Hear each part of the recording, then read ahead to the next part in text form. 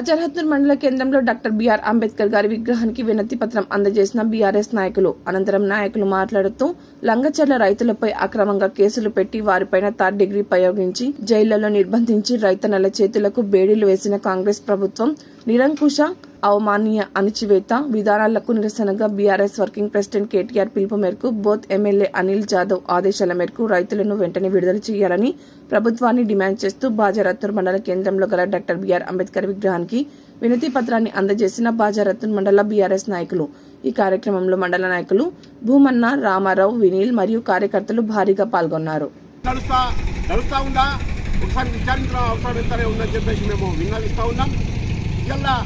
గత ప్రభుత్వాలు మరి రైతుకు రాజు చేయాలని చెప్పేసి రైతు బంధు, రైతు బీమా, మరి అదేవిధంగా 24 గంటల కరెంటు, ఈ విధంగా రైతులు రాజు చేసిన సందర్భాలు చూసినాం. కానీ ఇట్లా ఈ విధంగా ఘోరంగా ఒక రైతులను అన్నం పెట్టే ఒక రైతును మరి చితకబాది జైలు పాలు చేస్తున్నాం.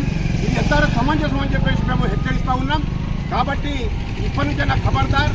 మరి వచ్చే ఏదైనా స్థానిక ఎన్నికలు ఉన్నాయో సరైన గుణపాఠము చెప్పడానికి ప్రజలు సిద్ధంగా ఉన్నారు. కాబట్టి ఇప్పటికైనా ఖబర్దార్ అని చెప్పేసి మేము హెచ్చరిస్తూ మరి ఈ కార్యక్రమంలో పాల్గొన్నటువంటి ప్రతి ఒక్క బీఆర్ఎస్ కార్యకర్తకి అందరికీ కూడా హర్తిగామి అని ఉద్యమ శుభాకాంక్షలు తెలుపుతూ మరి ఈ కార్యక్రమాన్ని ముగించుకుంటున్నాం. జై తెలంగాణ, జై తెలంగాణ.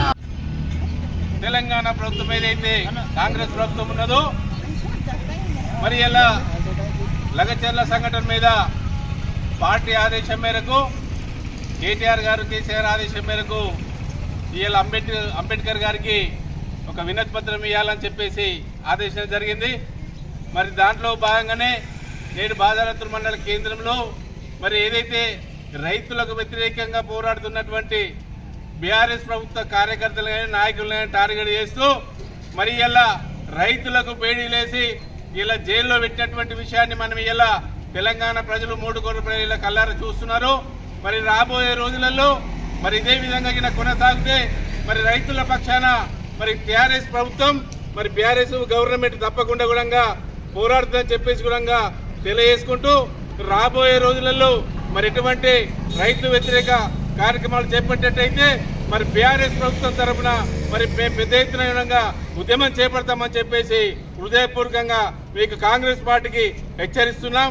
దయచేసి రైతుల పక్షాన్ని నిలబడినటువంటి బీఆర్ఎస్ ప్రభుత్వాన్ని, బీఆర్ఎస్ పార్టీ కార్యకర్తలను ఇడంగా మరి ముట్టినట్టయితే మీరు మడిమాష అయిపోతారని చెప్పేసి కూడా ఈ సందర్భంగా కాంగ్రెస్ ప్రభుత్వానికి హెచ్చరిస్తూ రాబోయే రోజులలో తప్పకుండా రైతుల పక్షాన పోరాడతాం.